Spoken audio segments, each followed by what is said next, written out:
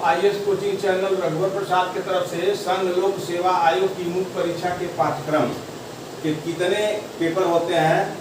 7 paper होते हैं और एक इंटरव्यू होता है। इसके विषय में हमने आपको पहले बता दिया था। समयाभाव के कारण आपको हम बिंदुवार नहीं बता पाए थे, लेकिन आज 20/9/2022 को संघ लोक सेवा आयोग के मुख्य परीक्षा के बिंदुवार जो है क्या क्या पढ़ने हैं और पेपर में बिंदुवार क्या क्या पढ़ने हैं आपको बताएंगे। आप अपना ध्यान लगा के जब इन पेपरों को अध्ययन करेंगे तो आप मुख्य परीक्षा बहुत आसानी से पास कर जाएंगे। इसलिए आपको जो है बिंदुवार बताते हैं। आइए प्रश्न मुख्य परीक्षा के प्रश्न पत्र फर्स्ट। मुख्य परीक्षा के प्रश्न पत्र फर्स्ट। प्रश्न पत्र फर्स्ट के विषय में आपको जानकारी दे रहे हैं, अपने दिमाग में रखे रहिएगा। जब अपने दिमाग में रखे रहिएगा तो उसी के इर्द गिर्द आपका दिमाग चलेगा। इसलिए आइए प्रश्न पत्र फर्स्ट। तो ये प्रश्न पत्र फर्स्ट निबंध होगा। जब मेन परीक्षा दीजिएगा तो ये निबंध का पेपर होगा। अब निबंध में क्या क्या पढ़ना है आपको ये दिमाग में रखिएगा, उसी में से सवाल पूछे जाएंगे। तो आइए हम आपको बताते हैं। उम्मीदवार को एक विनिर्दिष्ट विषय पर उम्मीदवार को एक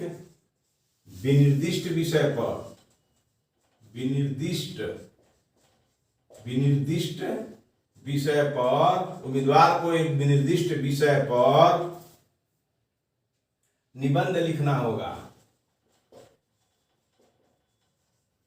निबंध लिखना होगा।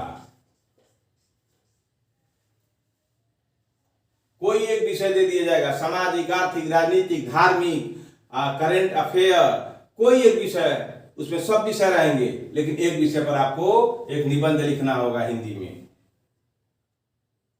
विषयों के विकल्प दिए जाएंगे। विषयों के विकल्प दिए जाएंगे।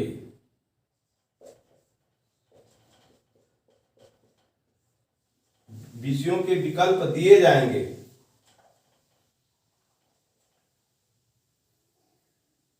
उनसे आशा की जाती है, आप लोगों से आशा की जाती है, आप लोगों से आशा की जाती है, आप लोगों से आशा की जाती है, आशा की जाती है, आप लोगों से आशा की जाती है कि अपने विचारों को निबंध के विषय के निकट, अपने विचारों को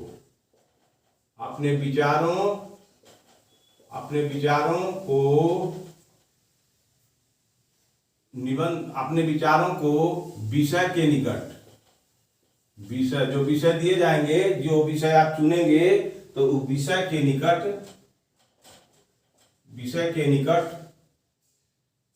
रखते हुए क्रमबद्ध करें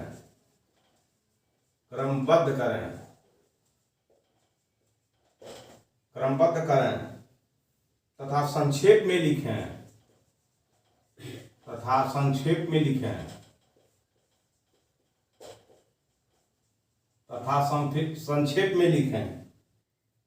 प्रभावशाली एवं सटीक लिखें।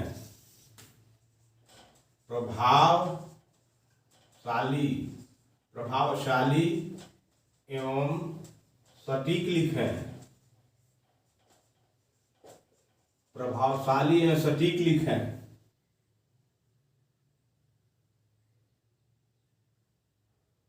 ऐसे निबंध लिखने वालों को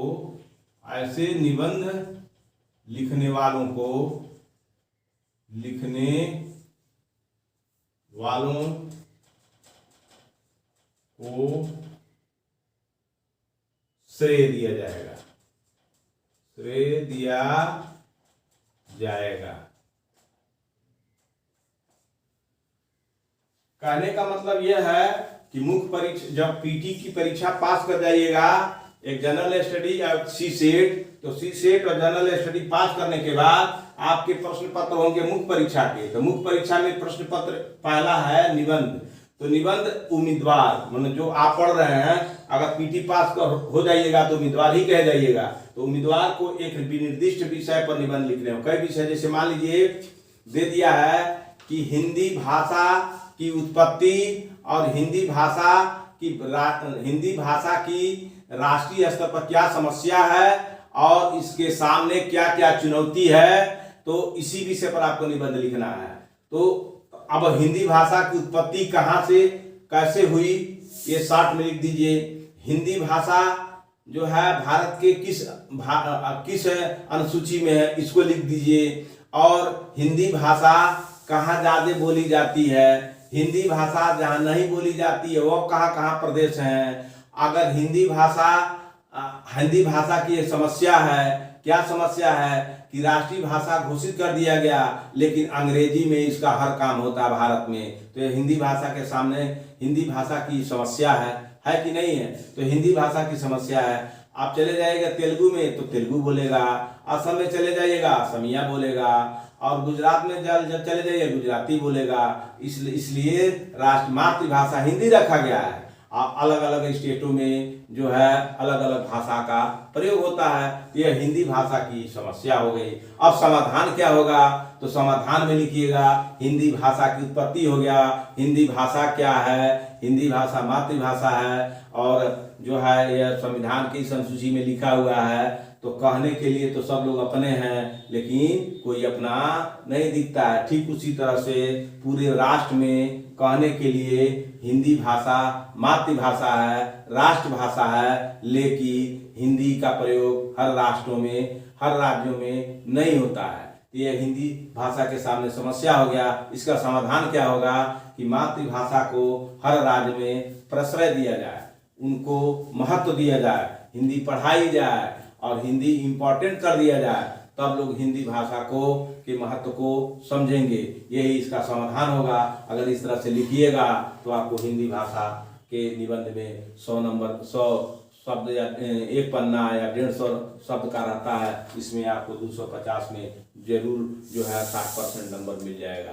लेकिन आप सिस्टमैटिक ढंग से जब लिखिएगा तभी मिलेगा, सिस्टमैटिक ढंग से नहीं लिखिएगा तो नहीं मिलेगा। तो यही है मुख्य परीक्षा के संघलोक संकल्प आईएएस कोचिंग चैनल रघुवर प्रसाद की तरफ से संघ लोक सेवा आयोग की मुख्य परीक्षा के पाठ्यक्रम यानी मुख्य परीक्षा के पाठ्यक्रम में प्रश्न पत्र 1 तो निबंध आएगा। ये निबंध रहेगा 250 नंबर का, कुल 7 पेपर होंगे। तो इसी तरह से आप जो है ये प्रश्न पत्र 1 के विषय में आप जानकारी आपको मैं दिया, इसको अपने दिमाग पे रखिएगा और आप समझ जाइए। जैसे मान लीजिए हिंदी भाषा की उत्पत्ति, समस्या और समाधान, ठीक अपना विचार प्रकट करना है तो अपने विचार को इसी के नजदीक लिखिएगा तो आपको श्रेय दिया जाएगा। श्रेय माने आपको चुन लिया जाएगा। अगर चुना गए तो आप कलेक्टर बन सकते हैं, कलेक्टर बनने में आप आगे बढ़ रहे हैं। तो आइए ये हो गया।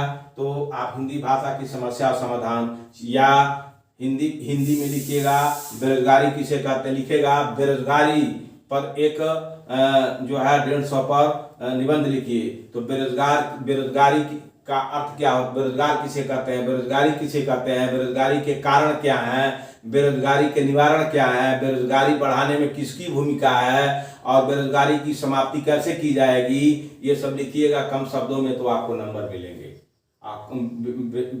बेरोजगारी के प्रकार क्या हैं ये सब लिखिएगा एकदम खाली, एकदम से जिसे दही में से दही को खूब बढ़िया से जो है एक रही होता है, दही में रही डाला जाता है और रही से उसको मथा जाता है और रही से जो क्रीम आता है उसी तरह से क्रीम शब्दों को लिखिएगा। बेरोजगारी किसे कहते हैं, बेरोजगारी का कारण क्या है, बेरोजगारी के कितने प्रकार हैं, बेरोजगारी के पैदा करने वाले कारक कौन कौन हैं, बेरोजगारी को पैदा करने वाले कौन कौन से सरकार दोषी है, बेरोजगारी के निवारण, बेरोजगारी से क्या, बेरोजगारी के दुष्परिणाम क्या होंगे, बेरोजगारी के दुष्परिणाम क्या होंगे, समाज को बेरोजगारी का क्या भोग भोगना होगा, नेताओं को क्या भोग भोगना होगा, सरकार पर क्या इसका कुप्रभाव पड़ेगा बेरोजगारी का, और साथ ही साथ समाज में अपराध की जननी होगी बेरोजगारी। अगर बेरोजगारी होगी तो समाज में अपराध बढ़ेगा। अपराध कितने प्रकार के होंगे, अपराध पर नियंत्रण कैसे पाया जा सकता है, और इस पर पूरा शासन प्रशासन अपना दिमाग लगा देगा। इसलिए बेरोजगारी के कैसे समाप्त की जा सकती है, बेरोजगारी के उपाय है। बेरोजगारी के उपाय है जनसंख्या वृद्धि को रोको, और कौशल की पढ़ाई करवाओ, और जाति पाति और उनसे ऊपर उठ करके बेरोजगारी के लिए सृजन की व्यवस्था करे सरकार जो है अपने देश के प्रत्येक नागरिकों को, जिसे वोट लेके सरकार बनती है, उसके विषय में सोचे, और आउटपुट इनपुट यानी आगत निर्गत के सिद्धांत को रखे, तब जाकर के बेरोजगारी की समस्या का समाधान होगा।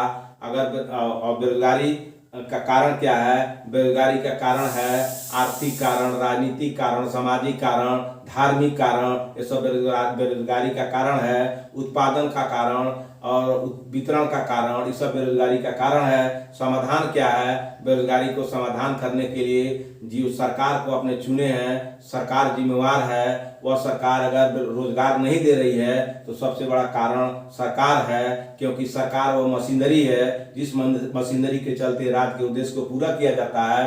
राज्य तब बनता है कि जब सभी लोग मिल करके जो है जनता सब मिल करके एक सरकार बनाती है, और एक जमीन पर रहती है, और अपना लक्ष्य रखती है, तो वो सरकार होती है।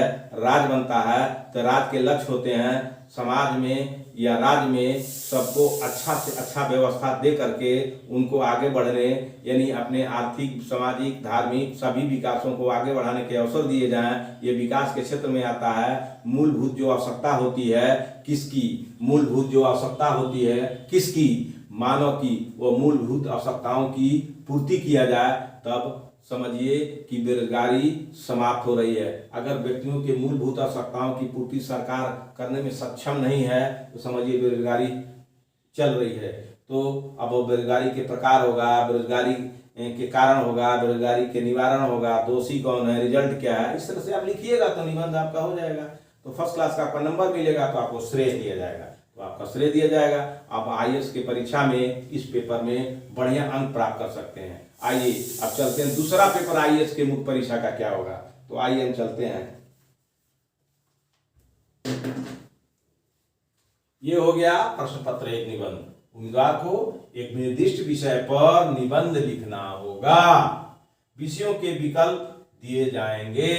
आप लोगों से यानी उम्मीदवारों से आशा की जाती है कि अपने विचार देना होगा। अपने विचारों को विषय के निकट, जैसे हिंदी क्या है, हिंदी की समस्या क्या है, हिंदी राष्ट्रभाषा पर लिखना है, तो ऐसा विचार रखिए कि विषय के ही समीप आपका विचार चले, रखते हुए क्रमबद्ध करें। आपको क्रमबद्ध बताए हैं, तथा संक्षेप में लिखें, कम ही लिखें और क्रमबद्ध लिखें। प्रभावशाली और सटीक लिखें। प्रभावशाली होगा, हिंदी भाषा लिख रहे हैं और उसमें भारतीय संविधान के किस अनुसूची में हिंदी भाषा राष्ट्रीय भाषा है जनबे नहीं कर रहे हैं, तो आपका कहाँ प्रभावशाली हुआ?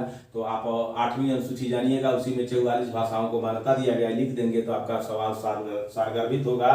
संक्षेप में लिखें, कम लिखें, बवाल चीजें मत लिखें, और निबंध लिखने वालों, इस तरह से निबंध लिखने वालों को श्रेय दिया जाएगा। समझ गए? आइए दूसरा पर चलते हैं, पेपर सेकेंड, प्रश्न पत्र सेकेंड।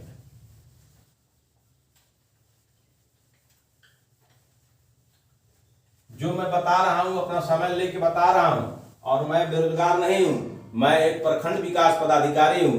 मैं अपने प्रखंड विकास पदाधिकारी को 24 घंटा काम है, 24 घंटा काम है। 12 बजे रात को भी डीएम पूछते हैं कि ये काम करके अभी आइए, तो जाना पड़ता है। तो ऐसे जिम्मेवार पद पर रहते हुए आपकी हम मदद कर रहे हैं। आप मदद लेना अगर चाहें तो खूब बढ़िया से, बकुला जिस तरह से अपने भोजन के लिए जो है पोखरे में, तालाबों में ध्यान लगा करके और मछली का शिकार कर लेता है, उसका हित पूरा हो जाता है, ठीक उसी तरह से बकुले की तरफ से ध्यान लगा के पढ़िएगा तो आपका हित पूरा हो जाएगा। आइए सेकेंड पेपर। सेकेंड पेपर हम आपको बता रहे हैं, सेकेंड पेपर में क्या पढ़ना है।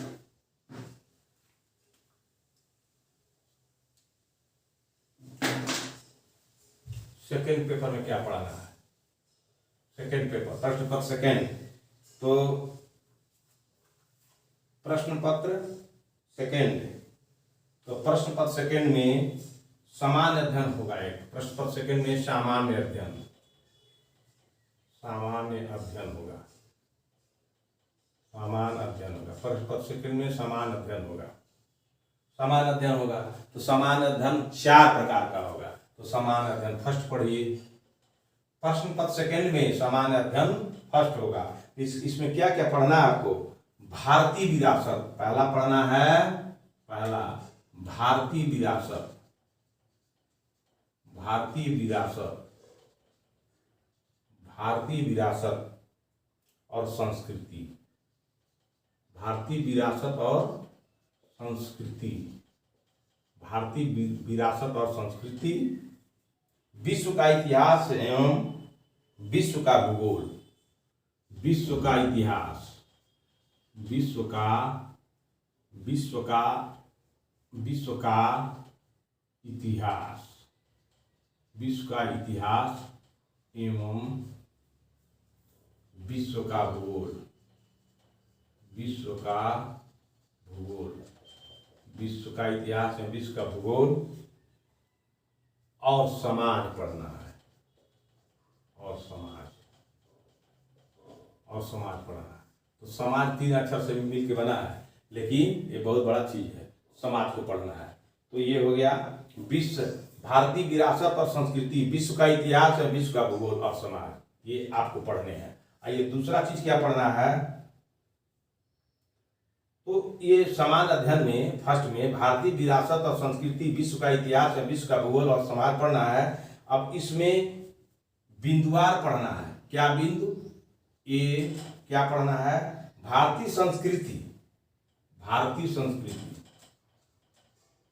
भारतीय संस्कृति, भारतीय संस्कृति में प्राचीन काल से आधुनिक काल तक के कला के रूप। भारतीय संस्कृति में प्राचीन काल से लेकर, प्राचीन काल से लेकर, भारतीय संस्कृति में प्राचीन काल से लेकर आधुनिक काल तक के कला के रूप, आधुनिक काल के, आधुनिक काल के, आधुनिक काल तक के कला के रूप, कला के रूप, कला के रूप, साहित्य,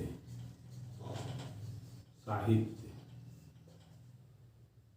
और वास्तुकला,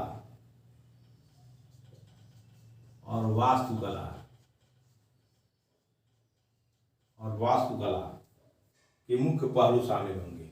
वास्तुकला के मुख्य पहलू शामिल होंगे, मुख्य पहलू शामिल होंगे,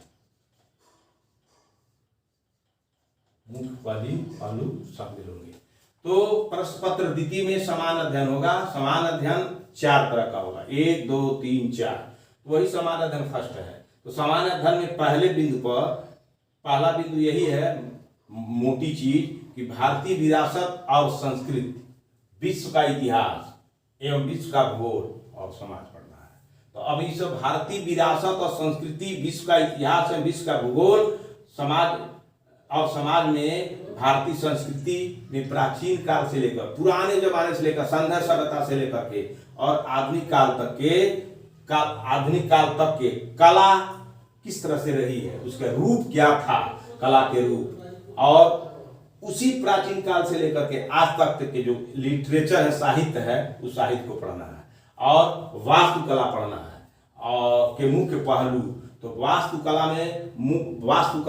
में कौन कौन सी कलाएं हैं? ललित कला जिसे बोलते, ललित कला में भी वास्तुकला आता है। तो ललित कला में वास्तुकला आता है, तो मुख्य पहलू शामिल होंगे। तो ललित कला में वास्तुकला जो है, आप अब आगे बढ़िए क्योंकि यहाँ मत फंसिए। वास्तुकला समझ जाइए कि वास्तुकला में बहुत सारी चीजें, वास्तुकला में घुसिएगा तो मुगलों के समय में, संध्या के समय में, जो है शुंगों के समय में, मौर्यों के समय में, और जो है आपके कौड़ों के समय में, शुंग के समय में, गौड़ के समय में, और दक्षिण भारत में जो है ये पाल प्रतिहार के समय में, और जो है सल्तनत काल में, लोधी काल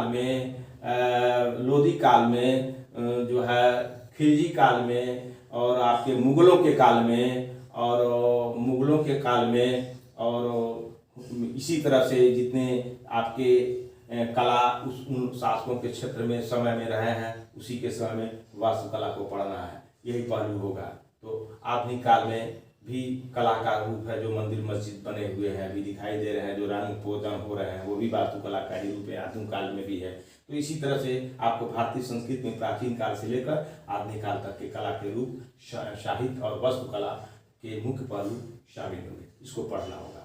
अब आइए नेक्स्ट चलते हैं, सामान्य अध्ययन फर्स्ट के नेक्स्ट पहलू पर। नेक्स्ट पहलू है कि नेक्स्ट पहलू है आपका कि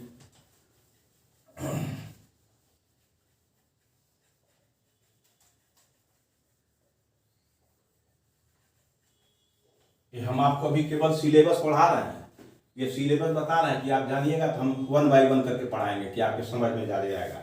अब आइए जो है दूसरा बिंदु होगा 18वीं सदी के लगभग, 18वीं सदी के लगभग, 18वीं सदी के लगभग मध्य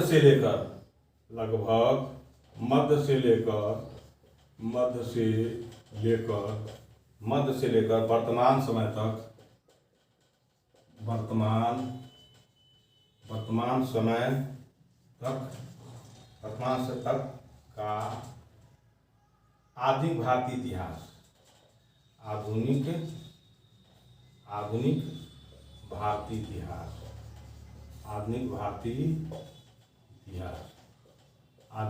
इतिहास, महत्वपूर्ण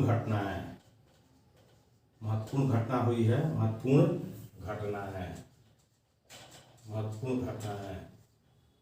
घटनाएं, व्यक्तित्व, कौन कौन से ऐसे व्यक्ति हैं जिनका व्यक्तित्व पटल पर, व्यक्तित्व विषय, ये है।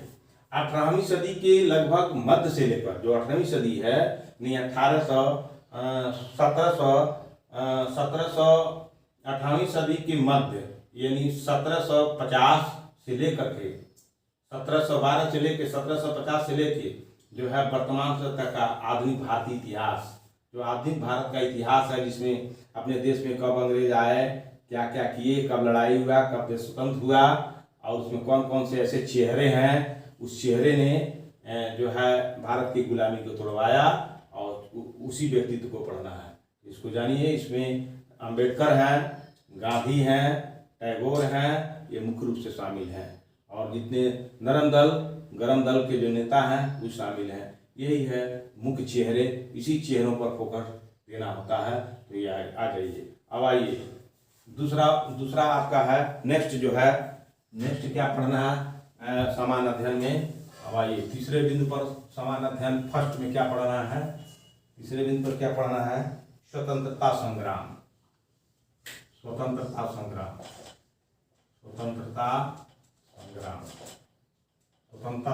पढ़ना है। तो स्वतंत्रता संग्राम में क्या पढ़ना है, स्वतंत्रता संग्राम पढ़ना है, इनके विभिन्न चरण, स्वतंत्रता संग्राम के विभिन्न चरण। इसको हम बहुत ब्रीफ से पढ़ाएंगे, अभी तो आपको दिमाग में खाका बनवा रहे हैं, ब्रीफ में पढ़ाएंगे, आपको दीवाना होकर पढ़ना होगा, तब जाकर के आइए इसका मुकाम मिलेगा। विभिन्न चरण और देश के विभिन्न भागों में, और देश के विभिन्न भागों में,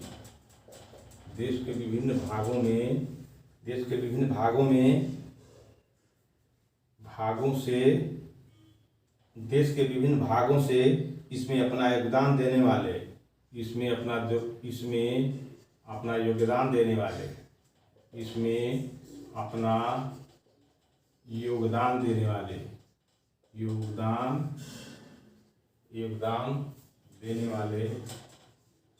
योगदान देने वाले महत्वपूर्ण व्यक्ति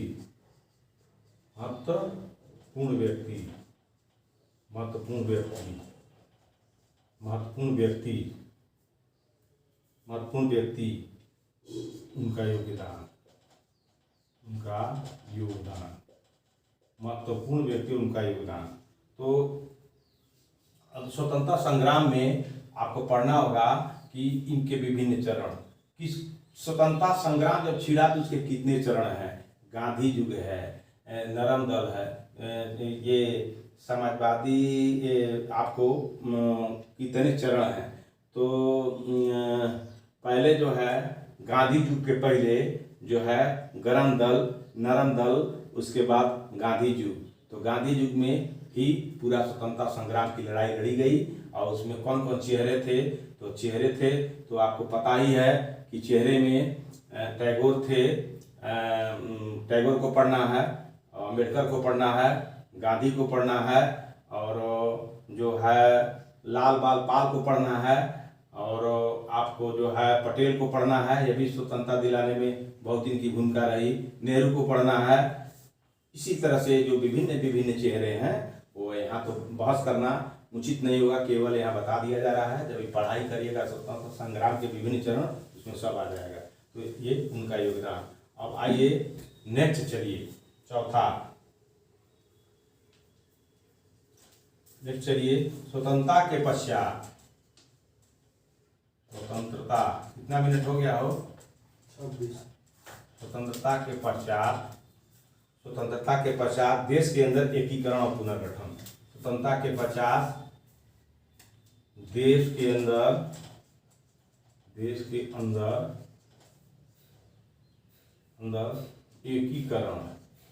एकीकरण और पुनर्गठन और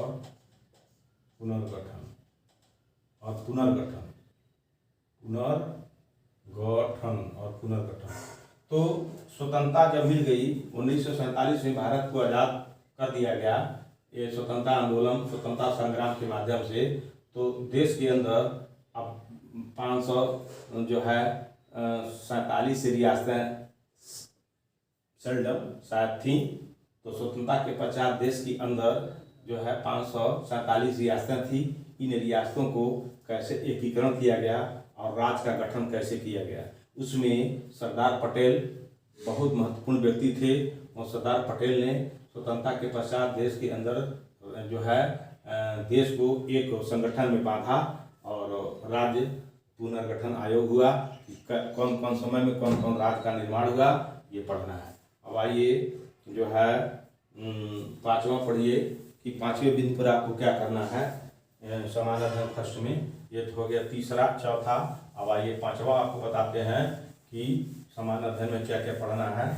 पांचवा जो है बिंदु पर, पांचवा बिंदु पर पढ़ना है आपको जो है विश्व के इतिहास में, विश्व के इतिहास में 18वीं सदी की घटना है। विश्व के इतिहास में 18वीं सदी की घटना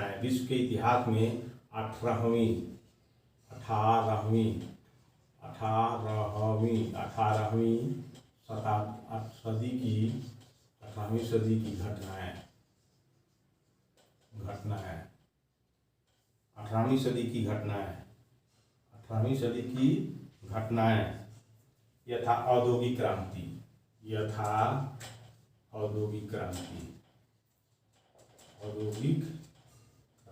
घटना हुई है। औद्योगिक क्रांति ये घटना है विश्व के इतिहास में। औद्योगिक क्रांति, विश्व युद्ध,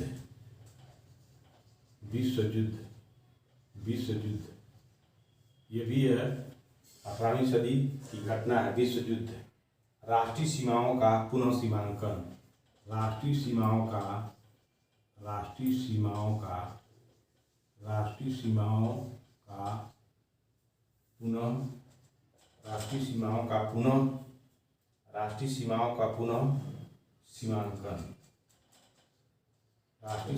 पुनः सीमांकन।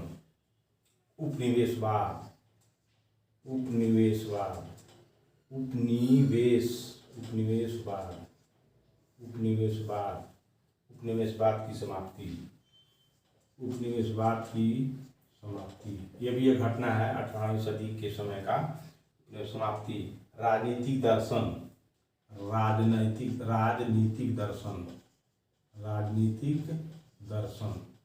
राजनीतिक दर्शन, राजनीतिक दर्शन में साम्यवाद पढ़ना है। राजनीतिक दर्शन में साम्यवाद पढ़ना है, पूंजीवाद पढ़ना है, पूंजीवाद पढ़ना है, पूंजीवाद पढ़ना है, समाजवाद पढ़ना है, समाजवाद पढ़ना है, समाजवाद और उनके रचोपाय, समाजवाद आदि शामिल होंगे, आदि शामिल, आदि शामिल होंगे, आदि शामिल होंगे, आदि शामिल होंगे। उनके रूप और समाज पर उनका प्रभाव, उनके रूप, उनके रूप और समाज पर, समाज पर उनका प्रभाव। ये चीज 5वें बिंदु पर है विश्व के इतिहास में 18वीं सदी की घटना है। तो 18वीं सदी की घटना में और इंग्लैंड में औद्योगिक क्रांति हुई थी, विश्व युद्ध प्रथम और द्वितीय हुआ था, राष्ट्रीय सीमाओं अब कहाँ कहाँ तक प्रत्येक राष्ट्र की सीमा हो गई, उसका सीमांकन हुआ। और उपनिवेशवाद, कोलोनिज्म पढ़ना, और उपनिवेशवाद और समाप्ति, उपनिवेशवाद है क्या और वो कैसे समाप्त हुआ। उसके बाद पॉलिटिकल फिलॉसफी, राजनीतिक दर्शन पढ़ने हैं। उसके साम्यवाद पढ़ने हैं, ये भी है राजनीतिक दर्शन। पूंजीवाद ये भी राजनीतिक दर्शन है, समाजवाद ये भी राजनीतिक दर्शन है। आदि सम्मिलित होंगे, आदि शामिल होंगे। और इन साम्यवाद, पूंजीवाद, समाजवाद के रूप क्या हैं और इन साम्यवाद का, पूंजीवाद का, समाजवाद का समाज पर क्या प्रभाव पड़ा, ये पढ़ने हैं। तो अब आइए नेक्स्ट समान अध्ययन फर्स्ट के 6वें बिंदु पर आपको क्या पढ़ना है। आइए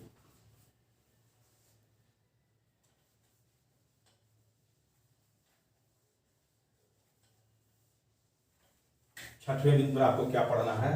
तो आपको 6वें बिंदु पढ़ना है भारतीय समाज की मुख्य विशेषता।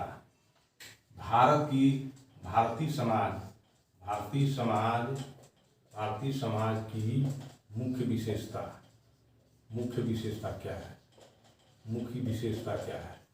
भारतीय समाज की मुख्य विशेषताएं, विशेषताएं, भारतीय समाज की मुख्य विशेषताएं। भारत की विविधता, भारत की विविधता, भारत की विविधता, भारत की विविधता, ये पढ़ना है। भारतीय समाज की मुख्य विशेषताएं।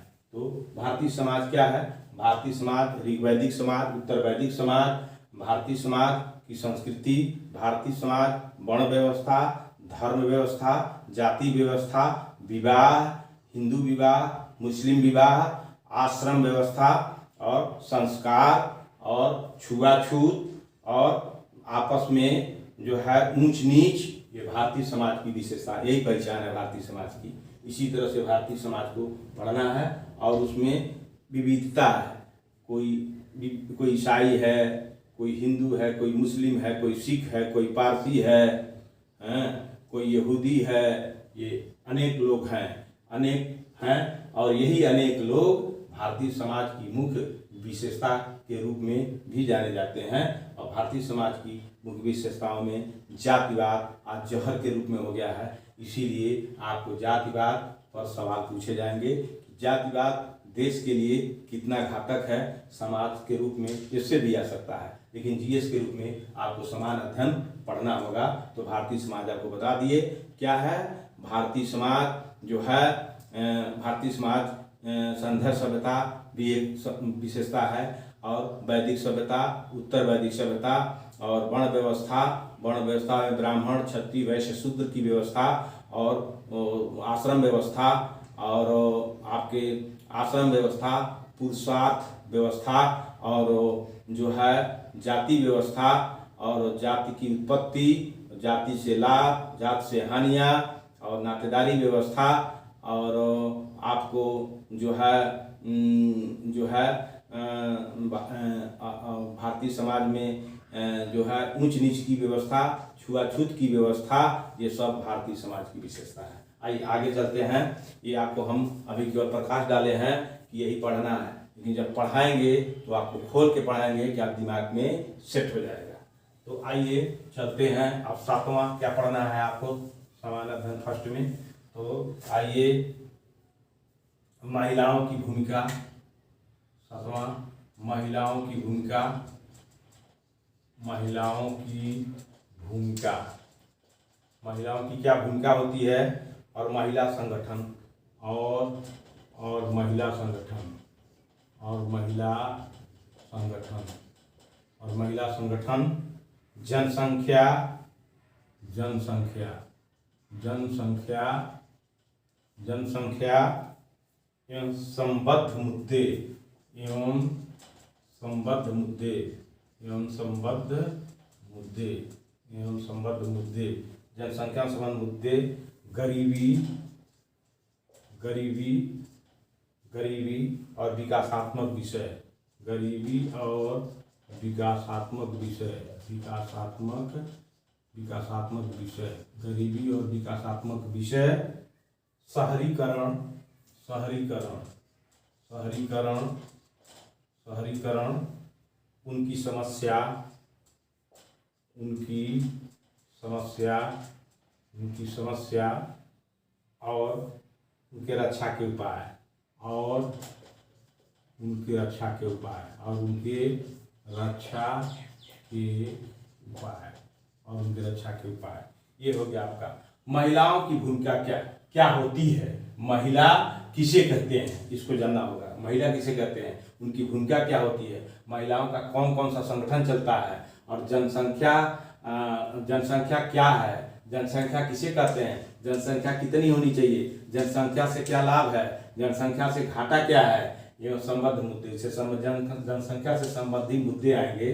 तो वो मुद्दे में गरीबी आएगी और विकासात्मक विषय आएगा, और जो शहरीकरण हुआ, गांव से शहर बने हैं, उनकी एक समस्या पैदा हो गई। जब गांव से शहर बने हैं तो समस्या पैदा हो गई। अब जब गांव में से शहर बने तो शहरों में समस्या हो गई है, और जब समस्या हो गई उनके रक्षा के उपाय क्या बनाइएगा। कलेक्टर बनिएगा तो आप रक्षा के उपाय क्या करिएगा। शहरों में आप जब किसी जिले में जाइएगा बहुत शहर मिलेंगे, उस शहरों में बहुत समस्या पैदा होगी, आपके सामने समस्या आएगा। इसीलिए आपको पढ़ाया जाता है कि शहरों की क्या समस्या, उनके रक्षा के क्या उपाय हैं, और गरीबी कैसे दूर होगी। आप अगर सरकार के सचिव रहिएगा तो गरीबी खत्म करने के लिए क्या उपाय बताइएगा, विकास कैसे होगा, ये सब विषय। और शहरीकरण होने पर जब हो गया तो समस्या क्या आई, और उसके रक्षा के क्या उपाय बताइएगा। ये है आपका 7वां विधि सामान्य अध्ययन फर्स्ट में।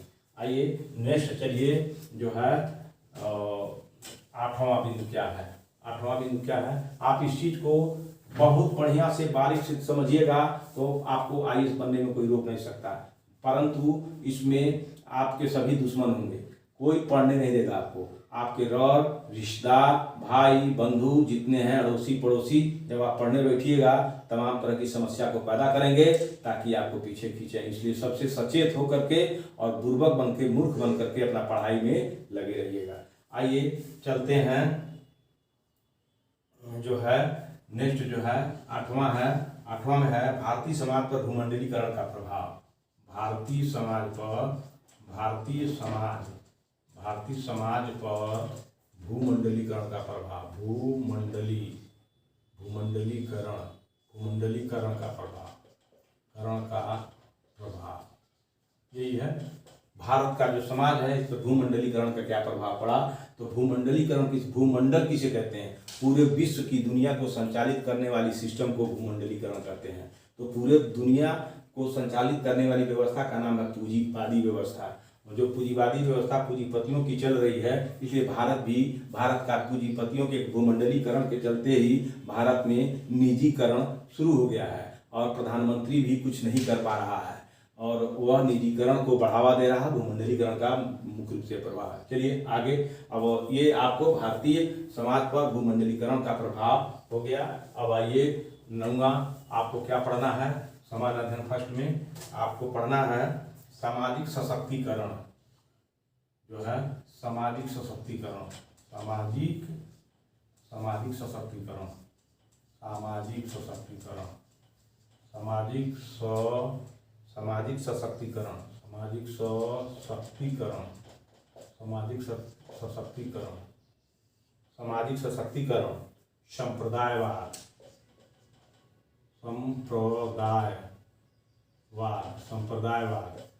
संप्रदायवाद, क्षेत्रवाद, और धर्मनिरपेक्षता, धर्मनिरपेक्षता, धर्मनिरपेक्षता, धर्मनिरपेक्षता। आइए ये आपके समान अध्ययन प्रश्न पत्र सेकंड के समान अध्ययन फर्स्ट में सामाजिक सशक्तिकरण, समाज में कौन बलशाली है, ये भी एक समस्या है।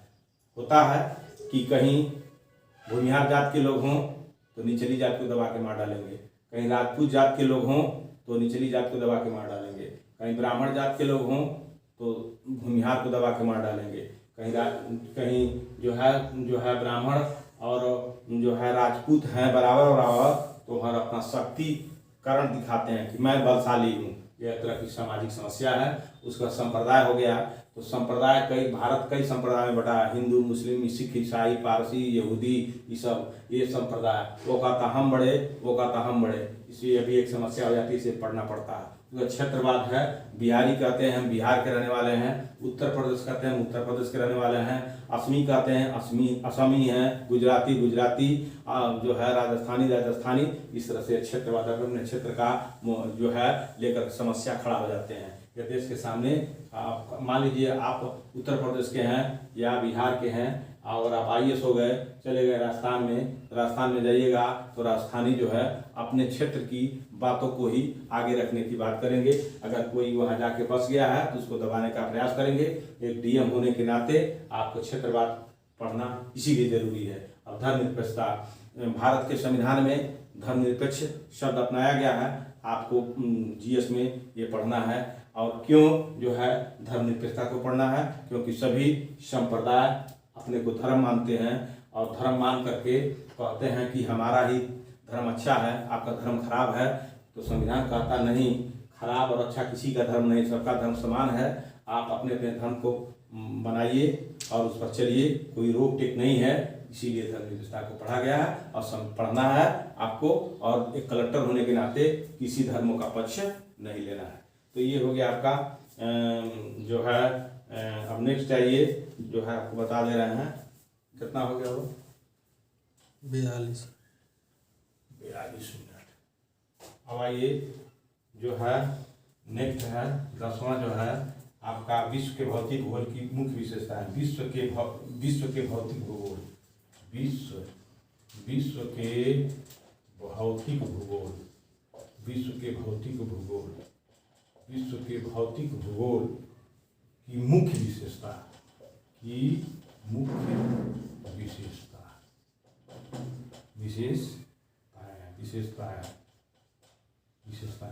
अब आपको ये भी पढ़ना है विश्व में जो भौतिक भूगोल की मुख्य विशेषता है। तो भौतिक भूगोल माने जो आपके सामने फिजिकली दिखाई देता है जमीन पर, तो वो कौन चीज कहाँ विश्व में कहाँ पाया जाता है, और विश्व में कौन खनिज संपदाओं में कौन खनिज संपदा किसके यहाँ ज़्यादा है, किसके यहाँ कम है, ये पढ़ना है। आइए 11वां आपको चलते हैं, विश्व के भौतिक भूगोल की मुख्य विशेषता को पढ़ना है, पहचान पढ़ना है कि क्या है विश्व में कौन सी भौतिक चीजें कौन से देश में ज़्यादा पाई जाती हैं, ये पढ़ना है। अब आइए नेक्स्ट जो है 11वां है, विश्व भर के मुख्य प्राकृतिक संसाधनों का वितरण। विश्व भर के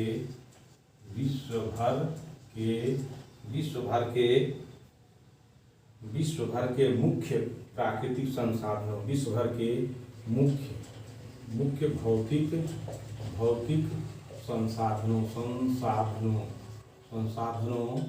का वितरण। दक्षिण एशिया वितरण, उसमें दक्षिण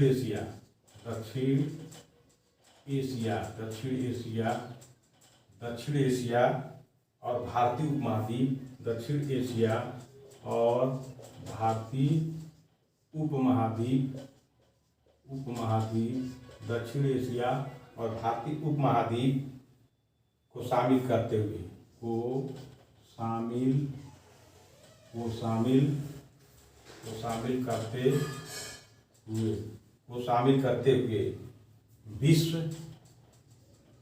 विश्व भारत सहित, विश्व को पढ़ना है भारत सहित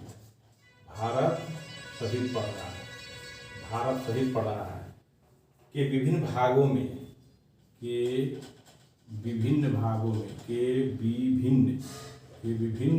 भागों में के विभिन्न भागों में प्राथमिक, द्वितीय और तृतीय क्षेत्र के भागों में विभिन्न भागों में प्राथमिक, द्वितीयक, तृतीयक, प्राथमिक, द्वितीयक, तृतीयक क्षेत्र के उद्योगों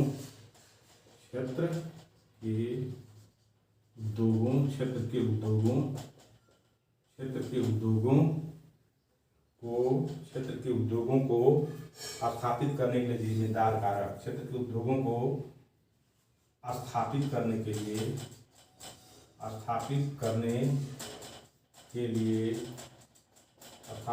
के लिए जिम्मेदार कारक।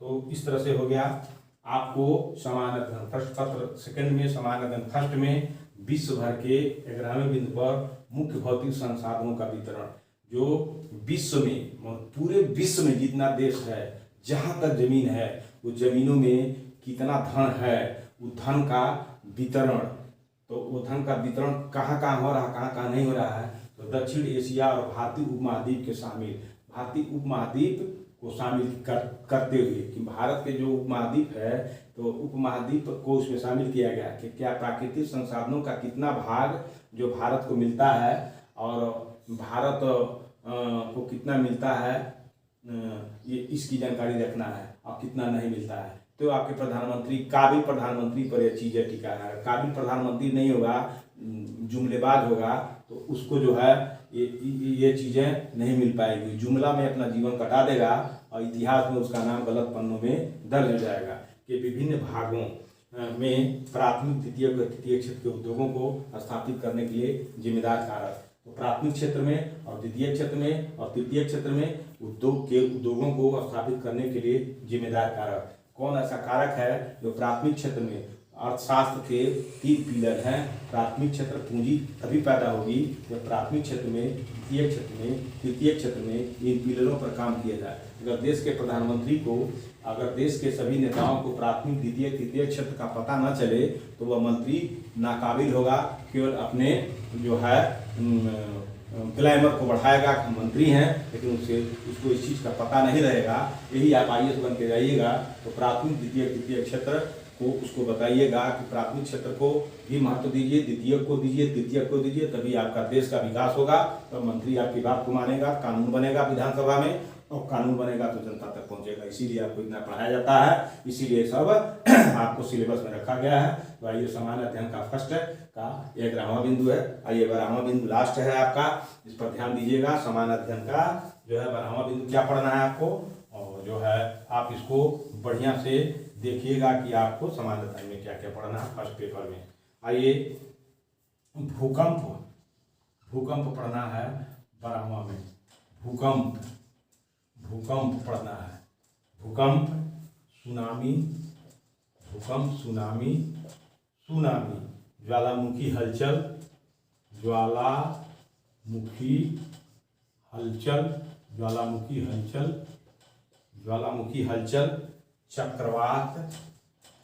चक्रवात, आदि जैसे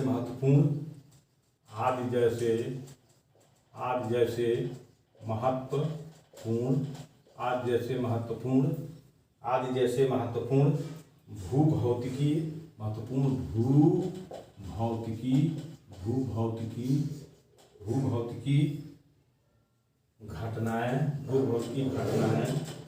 भूभौतिकी घटनाएं, भूगोलीय विशेषताएं,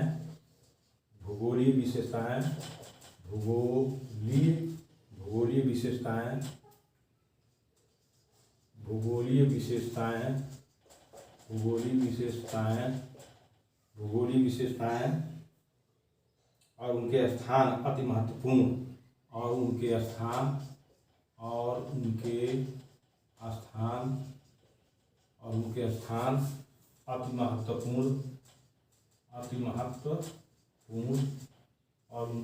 अति महत्वपूर्ण,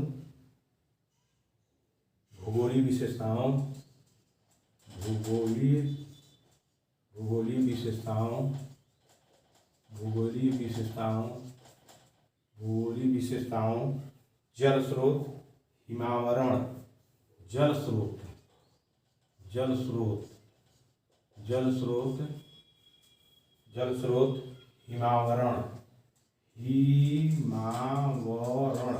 हिमावरण, और वनस्पति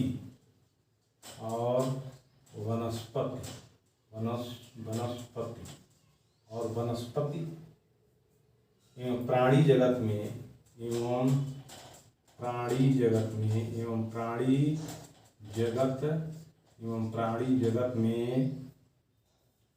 परिवर्तन,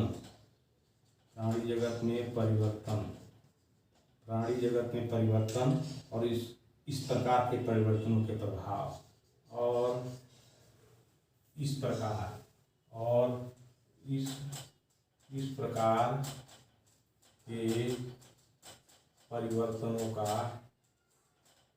के परिवर्तनों का प्रभाव। ये फर्स्ट पेपर, सामान्य अध्ययन के फर्स्ट पेपर का 12वां बिंदु है। भूकंप को भी पढ़ना है, सुनामी और ज्वालामुखी हलचल होती है, इसको पढ़ना है। काहे ज्वालामुखी आती है, क्यों हलचल होता है, चक्रवात किसे कहते हैं, कैसे आता है, कैसे महत्वपूर्ण भूभौतिकी घटना है। मानो ये भूमि के जो भौतिक चीज़ें हैं, भूमि के भौतिक चीज़ों में घटनाएं क्यों होती हैं, तो उन घटनाओं की भूगोलीय विशेषताएं और भूगोलीय विशेषताओं और उनके स्थान अति महत्वपूर्ण है। उनके स्थान क्यों अति महत्वपूर्ण है, भूगोलीय विशेषताओं। जल स्रोत, जल का जो स्रोत है कहाँ गड़बड़ हो रहा है। जल स्रोत आपके जिले में अगर कलेक्टर बन के आइएगा और जल स्रोत नीचे चला गया तो लोग पानी बिना मर जाएंगे, तो आपको इस पर सरकार में अगर सचिव बनिएगा तो जल स्रोत पर विचार देना होगा। और हिमावरण, और जो हिम है, बर्फ है, उसका जो आवरण है वो उस पर भी पढ़ना है। और वनस्पति और प्राणी जगत में परिवर्तन, वनस्पति में जो परिवर्तन हो रहा है और जो जीव जगत में परिवर्तन हो रहा है, इस प्रकार के परिवर्तन जो हो रहे हैं इसका समाज पर क्या प्रभाव पड़ेगा। जब IAS बन के जाइएगा तो हम मंत्रियों को समझाइएगा कि देखिए माननीय मंत्री जी, प्राणी जगत में परिवर्तन हो रहा है और इसका बहुत बड़ा खतरा होगा समाज में, और समाज में कोई जी नहीं पाएगा, यहाँ तक कि आपका लॉ एंड ऑर्डर खराब हो जाएगा। ये सब बारीक चीज़ों को पढ़ना है, यही चीज़ उनको बताना है। तो आज हम 20/9/2022 को संकल्प IAS कोचिंग चैनल रघुवर प्रसाद की तरफ से संघ लोक सेवा आयोग की मुख्य परीक्षा के पाठ्यक्रम में मुख्य परीक्षा के प्रश्न पत्र फर्स्ट बता दिए, प्रश्न पत्र 2 का सामान्य अध्ययन 1 बता दिए, और इसको आप बढ़िया से समझिए, लिख लीजिए और इसको याद रखिएगा, इसी के हिसाब से पढ़िएगा एक एक करके, तो आपका ज्ञान बढ़ेगा। और ये कोई बच्चा का खेल नहीं है कि इधर उधर से किताब थोड़ा सा पढ़ लिए रख दिए, वैसे नहीं होगा। जिस तरह से मैं आपको बताया हूँ, बगुला अपने भोजन के लिए तालाबों में बैठा रहता है, शांति मार के, उसी से शांति मार के पढ़िएगा तो आपका ये सब चीज़ होगा, आप IAS बन सकते हैं। और मेरा यही आप लोगों से कहना है, इसको आप पढ़ें और लिखें और अपने दिमाग में रखें, और साथ ही साथ चैनल को सब्सक्राइब कर लीजिए। कमेंट जरूर लिखिए कि मानो आपका सजेशन अच्छा है या बुरा है। आज इन्हीं सब शब्दों के साथ, इन्हीं तथ्यों के साथ आज का मेरा लेक्चर आज समाप्त किया जाता है। सभी को धन्यवाद।